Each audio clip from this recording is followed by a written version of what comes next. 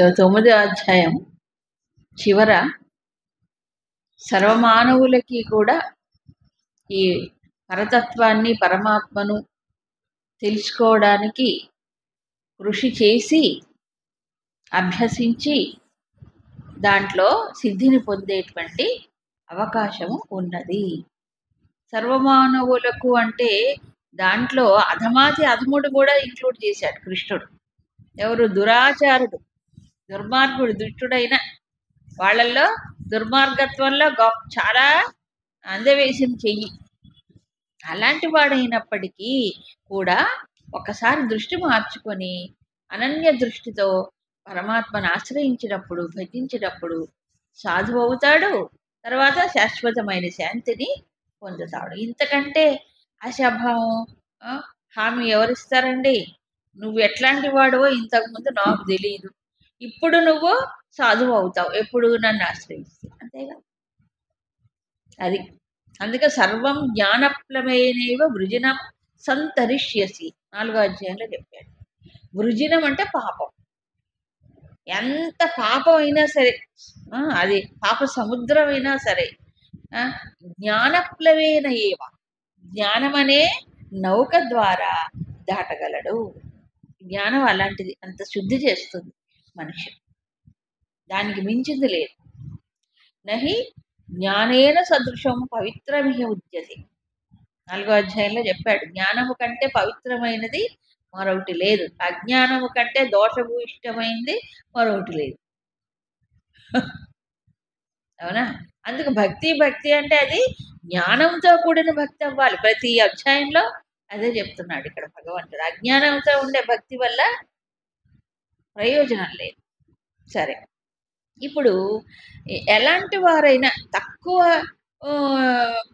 సంస్కారాలతో లేకపోతే మనోబుద్ధులు ఎక్కువగా వికసించలేనటువంటి వారైనా, ప్రాపంచిక దృష్టిలో ఇరుక్కుపోయినటువంటి వారైనా, కాస్త తమస్సు ఎక్కువగా ఉన్నవారైనా చెప్పారు.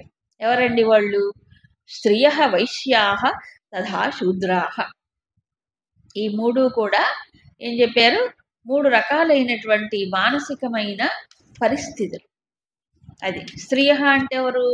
ఉద్విగ్నం, ఉద్వేగభరితమైనటువంటి వ్యక్తిత్వం కలిగిన వారు, ఎక్కువగా ఎమోషనల్ పర్సనాలిటీస్ అంటారు. అంటే ఉద్విగ్నత, ఉద్వేగం అలాంటి ఉంటాయి ఎక్కువగా. ఆవేశము కానీ, బాధ కానీ, దుఃఖం కానీ, రాగము కానీ, అలాంటివన్నీ కూడా అన్నీ ఎక్కువగా ఉంటాయి. కాబట్టి వాళ్ళకి ఎప్పుడు బంధము కలిగి ఉంటారు, బంధంలోనే సుఖం అనుకుంటారు, దాంట్లోనే కష్టపడుతూ ఉంటారు. అందుకే చూడండి, ఇంట్లో తల్లి తండ్రి ఉంటే తల్లికి పిల్లల పైన మమకారం ఎక్కువ ఉంటుంది, బంధం ఎక్కువ ఉంటుంది, వాళ్ళు ఎక్కడ దగ్గర అవుతారు. అవునా? ఎక్కడనో వాళ్ళ గురించి తండ్రి కొంచెం అప్పుడప్పుడు గుర్తు చేస్తే తప్ప గుర్తుండదు కొంతమందికి. కానీ తల్లి అలా కాదు, మామూలు ఎక్కడైనా కుటుంబంలో చూడండి.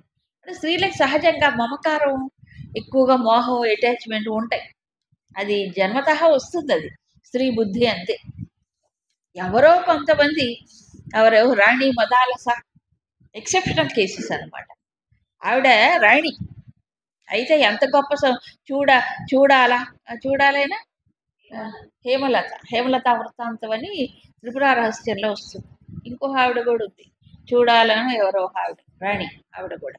వీళ్ళందరూ ఏంటంటే ఉపాధి స్త్రీలే, అయితే వాళ్ళకి ఏదో పూర్వజన్మ సుకృతమో చేసిన సాధన ఫలమో ఆ జ్ఞానము వివేకం అనేది కలిగింది. ఆవిడ రాణివాసంలో ఉంది, రాజపత్ని, సంతానాన్ని కన్నది. కానీ ఆవిడ ఆ తత్వబుద్ధి పోలే, తాత్వికమైన చింతన. పిల్లల్ని ఉయ్యాల లూపుతూ ఆవిడ జోలపాటలు లాలి లాలి అని పాడేది కాదట, తాత్వికమైనటువంటి గీతాలు పాడేదట, భగవత్ తత్వాన్ని గురించి పాడేదట, ఉయ్యాలు ఊపుకుంటూ జోలపాటలు. ఆ పాడుతూ ఉంటే పసిబిడ్డలకి ఆ లేత వయసులో ఆ సంస్కారాలు, తల్లి పాడుతుంటే వింటాడుగా పిల్లవాడు హాయిగా. ఆ సంస్కారాలు బాగా నిండిపోయి పసితనంలోనే లేత వయసులో వాడు ఎదిగిన కొద్దీ వాడికి ప్రపంచం అంతా కూడా అనిశ్చితం, ఇది అశాశ్వతం, అనిత్యం అని తెలిసి రాజులుగా ఎవరు తయారు కాలే. తండ్రికి ఏమయ్యారు? వాళ్ళని తపస్సు చేసుకోవడానికి వెళ్ళిపోయారు. ఇక రాజుగారికి బెంగ పట్టుకుంది, ఈవిడ లాలిపాటలు ఈవిడ పెంపకంలో అందరూ వైరాగ్యం వివేకం కలిగిన వాళ్ళు అయిపోతుంది, నాకు తర్వాత వారసుడు ఎవడు ఉండడని ఒక్కడిని ఉంచాడు ఎవరినో మొత్తాన్ని. అలాంటిది ఆవిడ. మరి ఆయన రాణి. హేమలేఖ వృత్తాంతం అని ఒకటి ఉంది. హేమలేఖ ఆవిడ కూడా రాణిని. ఆవిడ భర్తకే బోధ చేసింది. ఆవిడ రాజ్యానికి రాగానే మొత్తం రాజ కుటుంబీకులందరూ, భర్త, మామగారు అంటే తండ్రి అనమాట, రాజుగారి తండ్రి, వీళ్ళందరూ కూడా రాజ్యం అంతా కూడా ఏమైపోయిందంటే తాత్విక చింతన పనులు అయిపోయారు. ఒక్క రాణి మొత్తం వచ్చేసి. ఆవిడ ప్రభావం అలాంటి. అంతఃపురంలో ఉంటే అన్ని చూస్తుంది, దేనికి అంటుకోలేదు ఆవిడ. మీరాబాయి రాజపుత్ర స్త్రీ. అందుకని భక్త రాజర్షి అని చెప్పారు చూసారా, రాణిల్లో కూడా ఉన్నారు. కాబట్టి ఋషిపత్నులు, రాజర్షుల పత్నులు, ఇలా కొంతమంది స్త్రీలైనా సరే వాళ్ళు అలా దాటిపోయారు. ఈ సాంసారికమైనటువంటి బంధాలకు గురి కాకుండా వాళ్ళు నిలబడగలిగారు. ఇక అలా కాదు, జన్మ అంత గొప్ప సంస్కారవంతులు కాకపోయినా స్త్రీ బుద్ధిలాగానే ఉన్నది అనుకోండి, అయినా ఏం బాధపడాల్సిన పని లేదు. తమలో ఉండేటువంటి ఆ స్వతంత్ర భావన, ఆ మమకారము, అదేదో ఉందో అది భగవంతుడి వైపు తిప్పితే చాలు, ఇంకేం చేయాలి. అదే ఇటు తిప్పాలి. ఇటు తిప్పితే సంసారం, అటు తిప్పితే మోక్షం. ఏం తేడా కదా. ఆ తాదాత్మ్యం, ఆ సంఘం ఎవరితో భగవంతుడు పెట్టుకుంటామనుకోండి, ఈ సంఘాలు వదిలిపోతాయి కదా. భగవంతుడి వైపు తిప్పితే ఏ గుణమైనా సరే, ఎంత నెగటివ్ క్వాలిటీ అయినా, ఎంత బంధించే గుణమైనా బంధం నుంచి విడుదల. అదే భాగవతం చెప్పేది. భాగవతం చెప్పేదే అది. దీంట్లోంచి బయటపడటం కష్టం. ఏవి?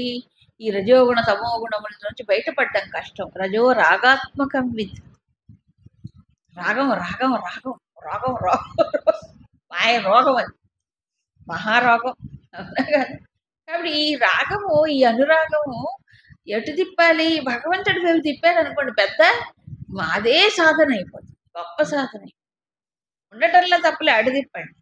ఇది ఎవరి ఈశ్వరుడు, ఎవరి పరమాత్మ అనే దృష్టితో దృష్టి పోకూడదు కదా. అలా ఉద్ధరింపబడ స్త్రీలైనా పర్వాలేదు. నన్ను పరాంగతి, పరమగతిని పొందవచ్చు, మోక్షానికి అర్హత లేదు అనేవాళ్ళు ఏంటంటే రెండు రకాలు ఉంటారు. స్త్రీలలో పురుష ద్వేషులు ఉంటారు, పురుషుల్లో స్త్రీ ద్వేషులు ఉంటారు. అసలు సాధనకి దేహానికి సంబంధం ఏంటి చెప్పండి? లేదు కదా. దేహంతో సాధన చేయలేదు, దేహం ఉపయోగించుకుంటాడు అంతే. ఈ దేహంలో జీవుడు కూర్చున్నాడు, అవునా కదా. మరి దేహం ఏదైనా మన బుద్ధిని మార్చుకుంటే చాలుగా. మన మనసును భగవంతుడి వైపు మళ్ళించటమే కదా కావాల్సింది. ఆయన ఏం అడుగుతున్నాడు? మనసునే కదా. నీ మనసు నా వైపు దిప్పు, నీ దృష్టిని నా పైన పెట్టు, మామయ్య చెప్పాడు కదా, అవునా కదా. మయ్యర్పిత మనోబుద్ధి, ఎక్కడ ఏ అధ్యాయం చూడండి ఇదే చెప్తాడు. నాకు నమస్కారం చెయ్యి, నీ మనసు నా పైన నిలుపు, నా భక్తుడివిగా అన్నాడు. దీనికి శరీరంతో ఏం పని? లేనే లేదు. అందుకని మేము సంసారులం కదా, మాకు ఎలాగూ ఏమంటే మహాత్ములైనటువంటి స్త్రీలందరూ సంసారులే. ఒంటి పిల్లి రాకాసులు ఎవరు లేరు. లేరు, అందరూ సంసారులే. అందరూ వాళ్ళ వాళ్ళ ధర్మాన్ని వాళ్ళు నెరవేర్చుకున్నవారే. ఏం వదిలిపెట్టి ఎక్కడికి పోలేదు వాళ్ళు ఎవరు కూడా, అవునా. పైకి మైత్రేయి, గార్గి లాంటి వాళ్ళందరూ ఎవరండి? ఋషిపత్నులు. ఋషి పత్నేగా. పత్ని అంటే ఏమిటి? వాళ్ళు సంసారంలో చేశారు కదా. సంసారం అంటే గృహస్థులు, గృహస్థ ధర్మాల్లో ఉన్నారు, సంసారం ఇరుక్కుపోరారు. అది అక్కడ. కాబట్టి పూర్వము పెద్దవాళ్ళు కూడా అలాగే ఉండేవారు. ఎందుకంటే కాస్తో కూస్తో ఆ వేదాంత జ్ఞానము ఈ భారత జాతిలో నరనరాల్లో ఉండింది ఒకానొకప్పుడు. ఇప్పుడు కొత్త ఇంజక్షన్లు వచ్చాయి, ఈ పాతది పోయింది. కొత్త ఆలోచనలు రావటంతో మనకు సహజంగా ఉండే జ్ఞానం. మాతాజీ ఒక మాట చెప్పేవారు, ఒకానొకప్పుడు భారతదేశంలో ఎవరిని వీపు తట్టినా కాస్త వేదాంతం తెలియని వాడు ఉండడట, కాస్త వైద్యం తెలియని వాడు ఉండడట. జన్మతః ఇవి ఉంటాయి భారతదేశంలో, అవునా కాదు. అలా కాబట్టి స్త్రీలైనా, వైశ్యులంటే సంపద పైన దృష్టి కలిగి పెంచుకోవాలి అని లెక్కలు చూసేటువంటి వాడు, వాళ్ళైనా పర్వాలేదు. శూద్ర ఇంకా శోకబుద్ధి, మోహబుద్ధి, అజ్ఞానము, మరపు ఇలాంటి మందబుద్ధి అవి ఎక్కువగా ఉన్నప్పుడు ఉంటాయి. అయినా పర్వాలేదు, వాళ్ళ వాళ్ళ స్థాయి నుంచి వాళ్ళు బయటపడటానికి ఒకటే ఆశ్రయం, ఏమిటి? భగవంతుడు. అలా ఆశ్రయించినప్పుడు ఏం జరుగుతుంది అంటే, ఇంతకు ముందు తెలియకుండా చేసిన కర్మల వల్ల బుద్ధిలో ఏమవుతుంది? బుద్ధిలో, మనసులో దోషాలు వస్తాయి, గుణాల వల్లనే వస్తున్నాయి. ఇప్పుడు గుణాలు మార్చుకోవాలి. సాత్వికమైన దాన్ని ఆశ్రయించినప్పుడు, దృష్టి సాత్వికమైన దాంట్లో నిలిపినప్పుడు గుణం కూడా మారిపోతుంది. మనస్సుకో లక్షణం ఉంది. మనస్సు దేనిపైన నిలిపితే దాని రూపాన్ని, దాని భావాన్ని, దాని గుణాన్ని సంతరించుకుంటుంది. దానికి లక్షణం. అవునా కాదా?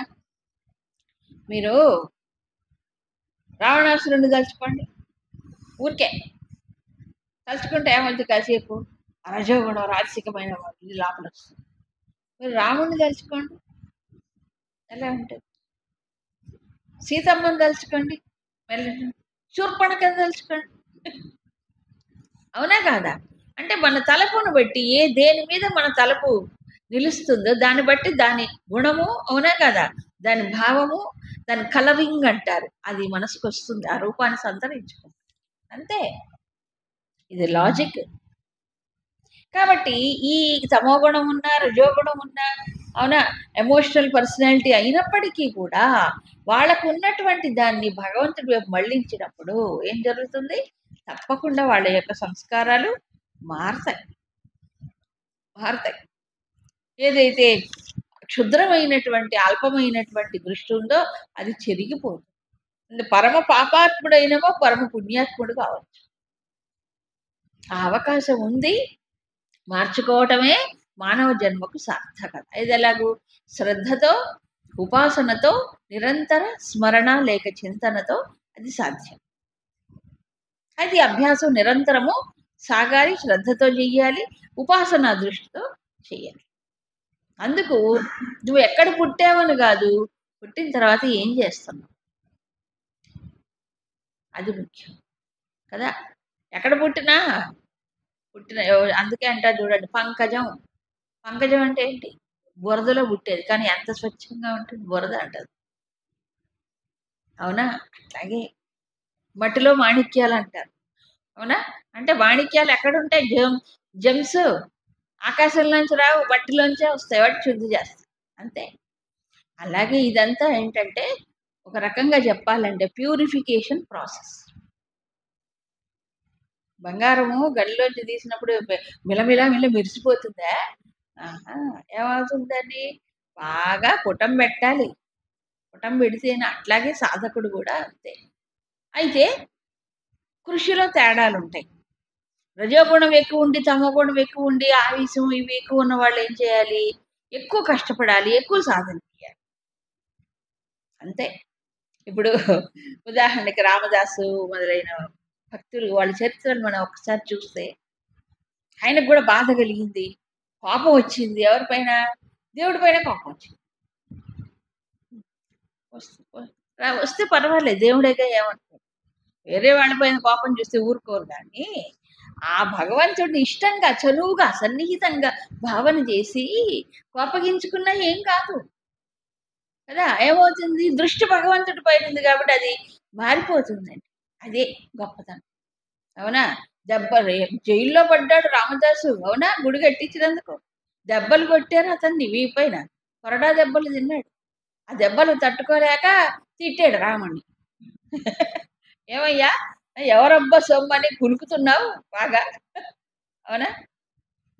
నన్ను రక్షించకూడదా? సొమ్ములు వేసుకొని కొలకటమేనా అని చెప్పాడు. అవునా కదా? ఆ తర్వాత మళ్ళీ కాసేపు వెంటనే మూడు మారిపోయింది. అయ్యో స్వామి, దెబ్బలకు తట్టుకోలేక, ఓర్చుకోలేక తిట్టాను, ఏమనుకోకు. ఏమనుకుంటాడు? దేవుడు పసిబిడ్డడు అనుకుంటాడు, అంతే. పసిపిల్లవాడు ఎక్కువ ఆకలేసి ఏడుస్తాడు. ఏడిచినప్పుడు తల్లి వెంటనే రాదనుకోండి, వాడు ఏం చేస్తాడు? కాళ్ళు చేతులు వేసి కొడతంటాడు. పసిబిడ్డడు తంతుంటాడు. ఎవరిని? తల్లినే, పాలిచ్చే తల్లినే తంతుంటాడు వాడు. ఎందుకు? బాధ, ఏడుపు ఎక్కువైపోయి, ఆకలి ఎక్కువై ఇంకా రాలేదు రాలేదని. అంతే. అందుకు ఏ ఆలోచన అయినా సరే అటువైపు తిప్పడమే సాధన. క్లిష్టం, అక్లిష్టం అని చెప్పారు అది. ఆ గుణం తమస్సు అయినా పర్వాలే, ఆ తమస్సు కూడా తమో గుణం పూరితమైన ఆలోచనలైనా పర్వాలే, అది కూడా భగవంతుడు. అవి శుద్ధం అవుతాయి. పూతన, దీనికి భాగవతుల బెస్ట్ ఎగ్జాంపుల్ పూతన. పూతన విషప్పాలు ఇచ్చింది శ్రీకృష్ణుడికి. విషప్పాలిస్తే విషం ఏం చేశాడు? ఆయన విషాన్ని తీసుకున్నాడు. ఆవిడ శరీరం శుద్ధమైపోయింది. అవునా? శుద్ధమైపోయి ఏమైంది? ఆవిడ శరీరం శుద్ధమైపోయి ఆవిడకి ఆ ఉపాధిలోంచి మోక్షం వచ్చింది. ఇంకెంతకంటే ఉదాహరణ ఎవరు కావాలి చెప్పండి? విషపు పాలిస్తేనే భగవంతుడు శుద్ధి చేశాడే, ఇంకా అంతకంటే ఏమిటి బెస్ట్ ఎగ్జాంపుల్ ఏమక్కర్లే. అదే అంటాడు పోతన గారు, విషపు పాలు ఇచ్చిన దాన్ని దేహాన్ని శుద్ధి చేసి పరిమళ గంధాలు వచ్చాయి దాని శరీరం తగలబెడితే, పోతన శరీరం. మరి ప్రేమతో ఆప్యాయతతో తన స్తన్యం ఇచ్చినటువంటి యశోదకి ఏ గతిస్తాడో దేవుడు భగవంతుడు అని అంటాడు. అవునా? అందుకు కాబట్టి ఎవరైనా వాళ్ళ వాళ్ళ యొక్క సంస్కారాలు మార్చుకొని చక్కగా హృదయపూర్వకంగా సాధన చేస్తే పరమగతిని పొందవచ్చు. సో ఇలాంటి వాళ్ళే పొందితే, ఈ బ్రాహ్మణులైన వాళ్ళు, సహజంగా వైదిక మార్గంలో ఉండే పుణ్యకర్మలు చేసిన వారు, తర్వాత రాజర్షులైనటువంటి భక్తులు, వీళ్ళకి జన్మతః మంచి సంస్కారాలు ఉంటాయి. ఇంతకుముందు చేసిన సాధన వల్ల ఆ సాధనా క్రమంలో ముందుంటారు వాళ్ళు. అలాంటి వాళ్ళ సంగతి చెప్పేదేముంది? తప్పకుండా పరమగతిని పొందవచ్చు. ఇప్పుడు పొందలేని వారు ఎవరు? భగవంతుడు విముఖులే, భగవద్ విముఖులైన అసురులు, రాక్షసులు, ఇలాంటి వాళ్ళు పొందలేరు. కానీ మిగతా వాళ్ళందరూ కూడా పొందవచ్చు. కాకపోతే ఏంటంటే 3వ అధ్యాయంలో చెప్పినట్టు సాధనలో ఇవి ఉంటాయి. ఇప్పుడు సాత్వికమైన గుణం ఉన్నప్పుడు కొద్దిపాటి శ్రమతో వెళ్ళిపోతుంది లోపల. రజస్సు ఉన్నప్పుడు ఎక్కువగా ప్రయత్నం చేయాలి, తమస్సు ఉన్నప్పుడు ఇంకా ఎక్కువగా కష్టపడాలి. అది తేడా. దానికి 3 ఉదాహరణలు చెప్పాడు, గుర్తుందా? 3వ అధ్యాయంలో ధూమేన ఆవ్రియతే వహ్ని యథాదర్శో మలేన చ యథోల్పే నాహృతో గర్భస్థ శిశువు తమోగుణం ఉదాహరణ. తర్వాత అద్దానికి దుమ్ము పడితే అదేమిటి? రాజసిక గుణానికి మాలి ఉదాహరణ. సత్వం అంటే అగ్ని, ధూమం ఆవహించినప్పుడు ఊదితే పోతుంది, అది సాత్వికం అని చెప్పారు. ఇలా గుణములు తేడా బట్టి వాళ్ళ సాధనలో ఇంకా ఎక్కువ శ్రమ ఉంటుంది తప్ప పొందడానికి అందరికీ యోగ్యత ఉన్నది అనే విషయాన్ని ఇక్కడ స్పష్టంగా చెప్తాను. కాబట్టి కంక్లూజన్ చెప్పాడు, అసుఖం అనిత్యం ఇమం లోకం ప్రాప్య మాం భజస్వ. కాబట్టి ఎలాగో వచ్చావు ఈ లోకానికి, ఏం లోకం ఇది? అనిత్యం అసుఖం, సుఖం లేనిది, నిత్యము కానిది. ఏం పొందుతావు చెప్పు? నీకు కావాల్సిందేమిటి? సుఖం కావాలి, శాశ్వతం కావాలి. ఆ సుఖం ఎలా ఉండాలి? శాశ్వతమైన సుఖం ఉండాలి. మరి ఇక్కడ దొరకదు. అవునా? అనిత్యమైన లోకానికి వచ్చి ఆ సుఖానికి వచ్చి సుఖం కావాలంటే దొరుకుతుందా?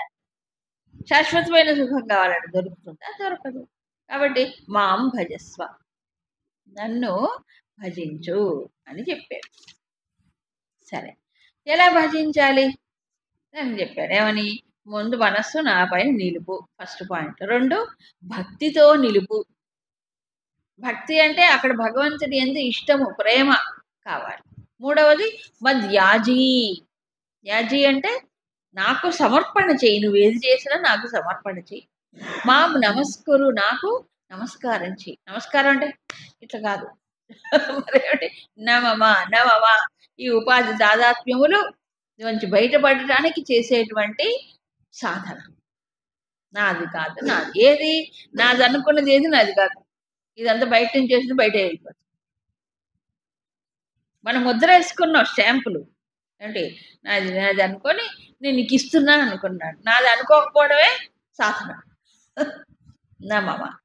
తర్వాత మత్పరాయణ, నన్నే లక్ష్యంగా పెట్టుకో. నన్నంటే ఎవరు? ఆత్మానం. ఆత్మానం అంటే ఎవరు? భగవంతుడు ఆత్మరూపంలో ఉన్నాడు. అదే లక్ష్యంగా పెట్టుకో. అప్పుడు మాం ఏవ ఇష్యసి నన్నే పొందుతాం. ఇది చివరి మెసేజ్ 9వ అధ్యాయం. ఇదంతా అర్జునుడు చాలా శ్రద్ధగా వింటున్నాడు. వింటున్నాడు. వినేటప్పటికి భగవంతుడికి కూడా అర్జునుడి యొక్క శ్రద్ధను బట్టి ఆయనకి ఈ లోపల నుంచి ఆయనకు కూడా ఒక ఉత్తేజం కలిగిందేమో. అందుకే 10వ అధ్యాయము ప్రారంభంలో భగవంతుడు ఒక విషయాన్ని చెప్తాడు.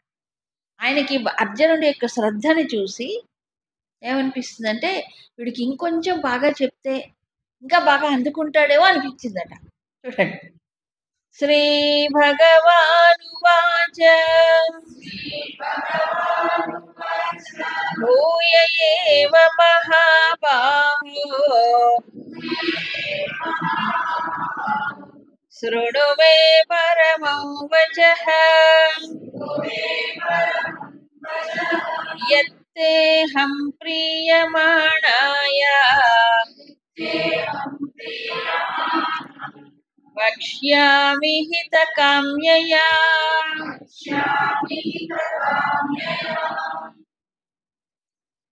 శ్రీ భగవాను వాచ, భగవంతుడు అంటున్నాడు, మహాబాహో భూయ ఏవ మే పరమం వచః శృణు. అంటే మళ్ళీ ఒకసారి నా యొక్క పరమమైన వాక్కులు, శ్రేష్టమైన ఈ వాక్కుల్ని వినవయ్యా. మళ్ళీ రిపీట్ చేస్తావా కృష్ణ? భూయ అంటే మళ్ళీ ఒకసారి అంటే మళ్ళీ అదే చెప్తావా అని అనిపిస్తుంది వెంటనే. మళ్ళీ అది దానికి భగవంతుడు ఏమంటున్నాడు?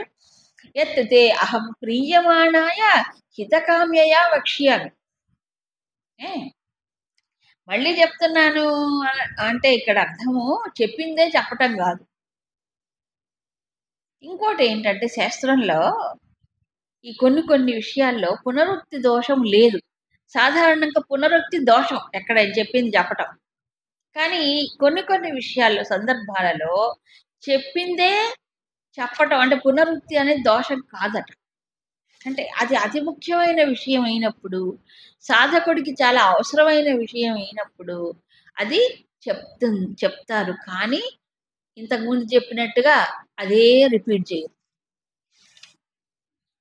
ఇప్పుడు ఒక చాలా ఇంపార్టెంట్ విషయం ఉంది.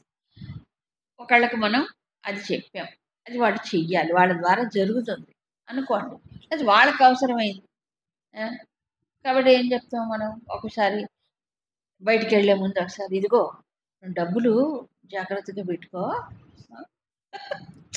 అవునా, మొత్తం అంతా ఒక దాంట్లో పెట్టుకోకు, అవునా కదా, అవసరమైనంత బ్యాగ్లో పెట్టుకో, ఇంకా ఇంకా ఇంకా అవసరమైంది ఇంకో చోట పెట్టుకో, తర్వాత అత్యవసరమైన మళ్ళీ ఏదైనా అది ఇంకో చోట పెట్టుకో అని చెప్తారు.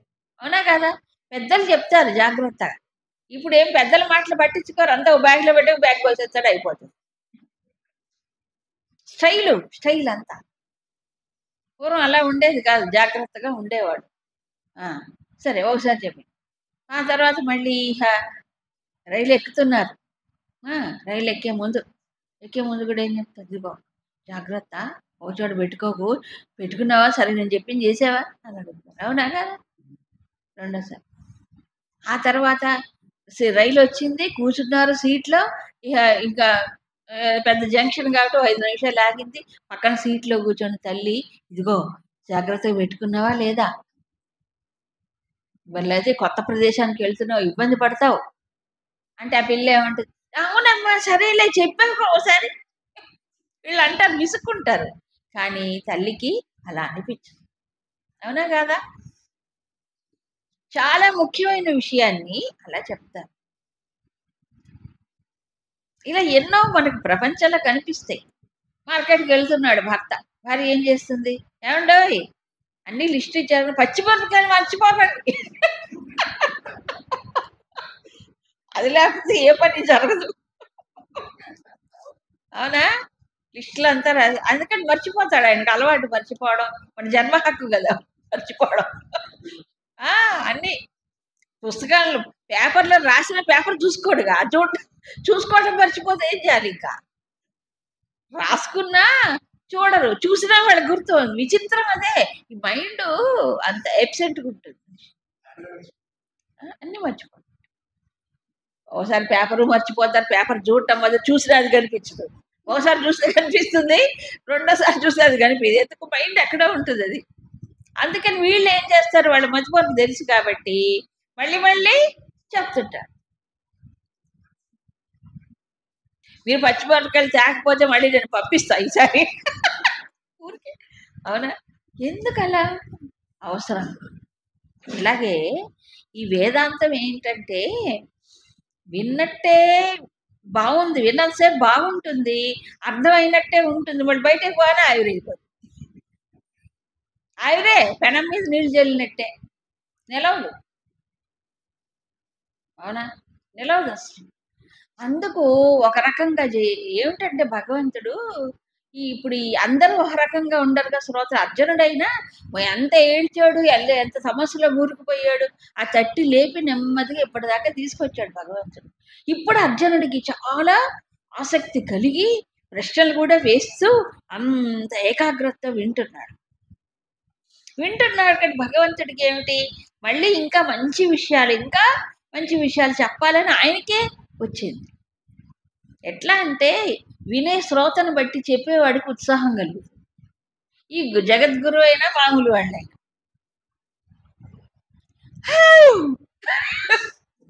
అంటున్నారు అనుకోండి, నోరంతా తెచ్చి విశ్వరూపించి ఆవరించుకుంటే ఎదురు కూర్చుంటే ఒక్క మొక్క చెప్పాలనిపిస్తుందా చెప్పండి ఎవరికైనా? ఇంకొంతమంది అదిగా వాచ్ 10 సార్లు వాచ్ చూడటమే సరిపోతుంది. వాచ్ చూస్తే ఎందుకు ఇక్కడ కూర్చోటం, గడియారం బయటికి వెళ్ళి గడియారం చూసుకోవచ్చు కదా, ఇక్కడ ఎందుకు కూర్చోవటం వాచ్ చూడడానికి పనిలేక? అవునా కాదా? అందరూ ఉంటారు, ఇక్కడే ఉంటారు, ఎక్కడో కాదు ఇక్కడే ఉంటారు. అవునా? లేకపోతే దిక్కులు చూడటం, వాళ్ళు ఎట్టు చూస్తున్నారు, వీళ్ళు ఎట్ట నువ్వు సరిగ్గా వినరాదు, ఇక అది ఇది కాకపోతే ఎక్కడికో పోతుంది మైండ్. ఎటు విజయవాడ లేకపోతే ఇంకెక్కడో కర్ణాటక ఇంకెక్కడో కర్నూలు ఎక్కడికంటే అక్కడ పోతుంది. అవునా కాదా? ఉన్న చోట ఉండదు. అవునా? అందుకని ఏంటంటే చెప్పిందే మళ్ళీ చెప్పాల్సి వస్తుంది. అయితే ఇక్కడ జగద్గురువు చెప్తున్నారు కాబట్టి ఒక టేప్ రికార్డర్ లాగా చెప్పిందే చెప్పడం, ఇందాక చెప్పిన దానికంటే ఇంకా పరమం వచ, ఇంకా కొత్త దృక్కోణాల్లోంచి సాధకుడికి అవసరమైన విషయాలు చెప్తున్నాడు. ఎందుకు చెప్తున్నానో తెలుసా నీకు? రెండు ముఖ్యమైనటువంటివి నీలో నేను చూశాను. ఒకటి ప్రియమాణాయ అంటే ఏంటి? నేను చెప్పిన మాటలు చక్కగా ప్రీతితో వింటున్నావు, ఇష్టంగా వింటున్నావు కదా. నువ్వు ఇష్టంగా ప్రీతితో వింటున్నావు కాబట్టి నాకు కూడా ఏమనిపిస్తుంది, ఇంకా బాగా చెప్పాలి, ఇంకా వీడికి ఇంకొంచెం బాగా చెప్తే ఇంకా బాగా అర్థం చేసుకుంటాడు, బాగుపడతాడు అనిపిస్తుంది కదా. అవునా కదా? శ్రవణములో శ్రద్ధ కావాలి. నువ్వు చెప్పుకుంటూ పో, నేను రాసా కదా నీకే, నువ్వు చెప్పుకుంటూ పో అంటే ఎట్లా చెప్పండి? ఓ బండరాయిలాగా కూర్చుంటే అన్ని ఎట్లా ఉంటాయంటే, ప్రతిధ్వని అని మీకు తెలుసు కదా, రీసౌండ్ అంటే తెలుసు కదా, కొండల్లో కోనల్లో ఓ శబ్దం చేస్తే అది మళ్ళీ తిరిగి మనకు వస్తుంది. అలా కొంతమంది అలా కూర్చుంటారు చలనం లేకుండా, అంటే మైండ్ ఎక్కడ ఉంటుంది, ఇక్కడ ఉండదు, వాళ్ళ దగ్గరికి అది వెళ్ళి తిరిగి మనకే వస్తుంది అనమాట. ఇట్లా రీబౌన్స్ అవుతే అక్కడ అబ్జార్ప్షన్ లేదనుకోండి, చెప్పాలనిపించదు, ఎవరికీ అనిపించదు. కృష్ణుడు అంతటి వాడు అంటున్నాడు. మరి అందుకని వినేవాళ్ళకి చక్కగా శ్రద్ధతో దృష్టిని పెట్టి దానికి ఆ థాట్ ఫాలో అయ్యి అనుసరిస్తూ ఆలోచన చేస్తూ ఉంటే ఏమవుతుంది, ఆ సంపర్కం వల్ల వీళ్ళకి అర్థం అవుతుంది. ఇక్కడ అర్థం కాలేదు కాబట్టి ఇంకొంచెం క్లియర్గా చెప్పాలి, ఇంకొంచెం బాగా వివరించాలని అనిపిస్తుంది. లేకపోతే వాళ్ళు ఉసూరం అనుకోండి, వీడు ఉసూరం అనుకోండి, యాంత్రికం అయిపోతుంది. ఇది కన్వే అవ్వదు నాలెడ్జ్, ఇక్కడ ప్రసారం జరగదు. అవునా? ప్రసారం జరగదు, సూటిగా ఉండాలి కాంటాక్ట్. అవునా కాదా? ఎవరితో? బుద్ధితో కాంటాక్ట్ ఉండాలి. బుద్ధితో, మళ్ళీ బాహ్యమైన దృశ్యం కాదు. అక్కడ రిసీవ్ చేసుకుంటేది బుద్ధి. అవునా? ఆ రిసీవ్ చేసుకున్నప్పుడు అర్థమవుతుందా, ఆలోచిస్తున్నారా లేదా అనేది దేంట్లో? కళ్ళల్లో కనిపిస్తుంది. కళ్ళలో, చూపులో కనిపిస్తుంది. వీళ్ళకి వింటున్నారా లేదా, అర్థం అవుతుందా లేదా, ఆకలింపు చేసుకుంటున్నారా లేదా, ఆ కళ్ళల్లో చూపును బట్టి అర్థమైపోతుంది. అది ఒకే రకంగా ఉందన్నమాట. ఉంటే ఏ ఎక్కట్లేదని బుర్రకు తెలిసిపోతుంది. ఎందుకు? ఎక్కడికో పోయింది. అది ఏమెక్కుతుంది ఇక్కడ? రాదు. అవునా? అందుకని భగద్గురు అందుకే శృణు శృణు శృణు అంటాడు. మే పరమం మధ్య శృణు శృణు అంటే ఏంటి? శృణు అంటే ఏంటి? శ్రవణం చెయ్యి, చెవులు అప్పగించటం కాదు. నాకు నీ చెవులు అక్కర్లా. నీ చెవులు ఎక్కడ పోయినాయి? ఇక్కడే ఉన్నాయి. మరి ఏం కావాలి? నీ బుద్ధి కావాలి. బుద్ధితో దీన్ని రిసీవ్ చేసుకో. అంతేగాని ఏదో చూసుకుంటే, ఎక్కడో చూసుకుంటూ ఏం చూసుకుంటే వేస్ట్. చెప్పిన వాడికి టైం వేస్ట్, వినేవాడికి టైం వేస్ట్. ఆ ట్రాన్స్మిషన్ అనేది జరగదు. ఆ అచ్యూర్మెంట్ అనేది ఉండాలి. ఎవరికి? శ్రోతకి, వక్తకి, లేదా బోధకుడికి, బోధింపబడేవాడికి అది ఉండాలి. అది ఇట్స్ ఏమిటంటే అది సూక్ష్మమైనటువంటి ఒక అనుసంధానం. అవునా కాదా? జరుగుతుంది. ఈ ప్రాసెస్లో ఇద్దరు ముఖ్యమే. వినేవాడికి ఒక ఆసక్తి, శ్రద్ధ కలుగుతూ ఆలోచిస్తూ ఉంటే ఆటోమేటిక్గా చెప్పేవాడికి ఏమవుతుంది? ఇంకా బాగా లోతులకు వెళ్తాడు. లేకపోతే అర్థం కాదనుకోండి, వీళ్ళకి చెప్పి కూడా దండగలే పైపైన లాగేద్దాంలే అనిపిస్తుంది. అంతే మరి, లాగిచ్చేద్దాం, వీడికి అర్థం కాదు, పైపైన ఏదో కథలు చెప్పి వెళ్ళిపోదాంలే అనిపిస్తుంది, ఆ రిసెప్షన్ లేకపోతే. అవునా కాదా? అందుకని పరమం శృణు అంటే ఏంటి? శ్రవణం చెయ్యి, చెవులు అప్పగించకు, చెవుల వెనక బుద్ధిని జోడించు. అవునా? చెవులు కళ్ళు అప్పగించడం ఈజీ, కానీ దాని వెనక బుద్ధిని నిలిపితేనే ఆ శ్రవణం జరుగుతుంది. అందుకే ఎక్కడ చూడండి మీరు భాగవతంలో కానీ రామాయణంలో శృణు అంటాడు. అక్కడ నువ్వు శ్రవణం చెయ్యి. శ్రవణం ఎందుకు? పరమం వచః. నేను చెప్పేది కోచుకోలు కబుర్లు కాదు, శ్రేష్టమైన విషయాలు, జీవితానికి, సాధనకు, మానవ వికాసానికి అత్యంత అవసరమైనటువంటి విషయాలే. ఎందుకు చెప్తున్నాను తెలుసా? ప్రియమాణాయ. నువ్వు వింటూ ఉంటే నాకు ఎలా అనిపిస్తుంది అంటే, శంకరాచార్యులు ఇక్కడ రాస్తారు ప్రియమాణాయ అని దానికి. అతీవ అమృతం పిబన్ ఇవ అంటే అమృతం తాగితే వాడు ఎంత ఆనందంగా ఉంటాడో, నువ్వు నా మాటలు వింటే అమృతం తాగిన వాళ్ళలాగా అనిపిస్తున్నావు. అంటే అలాగా నువ్వు స్వీకరిస్తున్నావు ఈ వాక్కుల్ని. కాబట్టి నాకు కూడా ఏమవుతుంది, ఇంకా చెప్పాలనిపిస్తుంది. రెండవది హితకామ్యయ. రెండవది నీ హితాన్ని కోరుతున్నా, నేను నీ యొక్క మేలును కోరుతున్నాను కదా, మేలును కోరి నేను చెప్తాను. కాబట్టి నువ్వేం చేయాలి? విను. 4వ అధ్యాయంలో భక్తోసిమే సఖాచేతి రహస్యం ఏతదుత్తమ అన్నాడు. అక్కడ అర్జునుని ప్రశంసించాడు.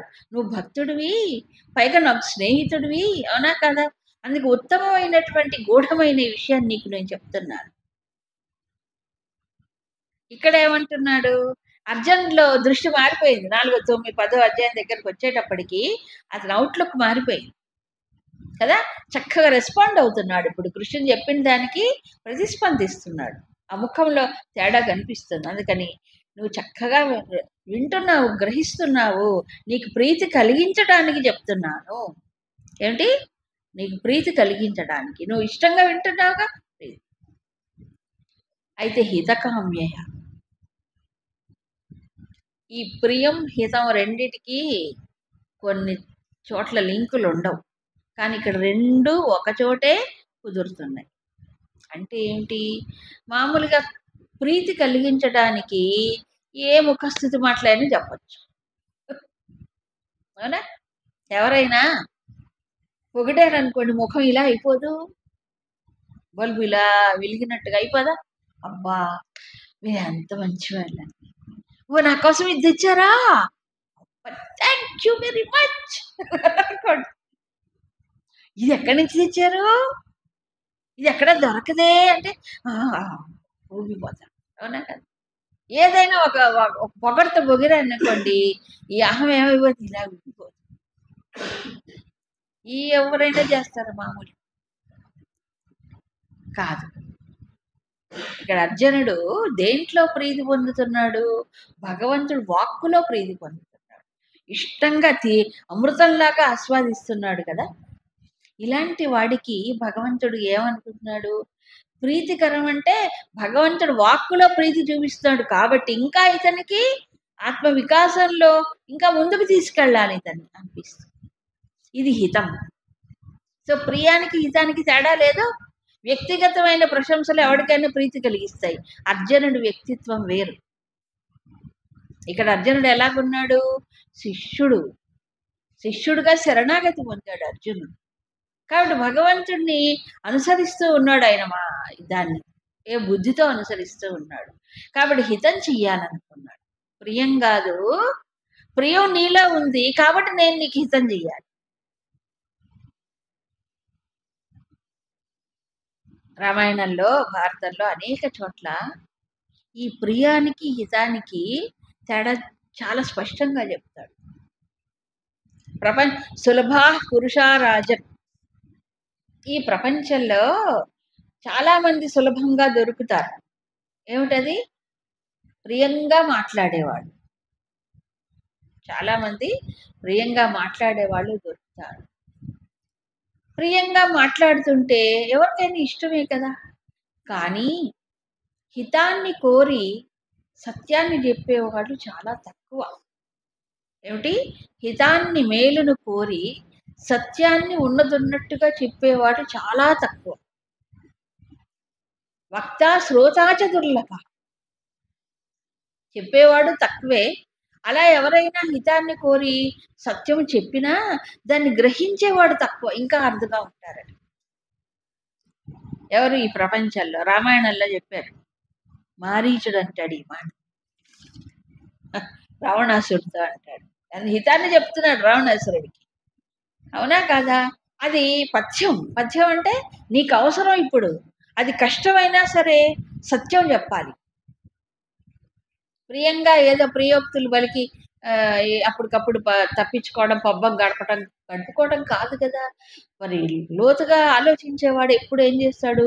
నీకు ఇతరుల పైన ప్రేమ ఉంటే నువ్వు హితాన్ని కోరు, సత్యమును చెప్పు, హితకరమైన సత్యాన్ని చెప్పు, నీకు ప్రేమ ఉంటే.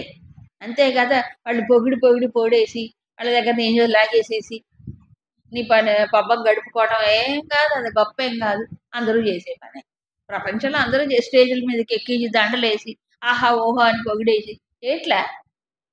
ఇదంతా లౌక్య ప్రపంచం.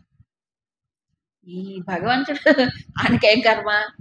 అర్జునుడు శరణాగతి పొందాడు కాబట్టి అతను నడిపించాల్సిన బాధ్యత ఉంది. అందుకు కదా, అందుకని హితకామ్యయ. వేదమంతా కూడా మనకి హితకరమైనటువంటిదే. అంటే మనని శ్రేయోమార్గం వైపు నడిపిస్తోంది. అందుకు నీ హితాన్ని కోరి, నీకు ప్రీతిగా నువ్వు వింటున్నావు కాబట్టి నేను హితాన్ని కోరు. నీకు మళ్ళీ చెప్తాను, విను.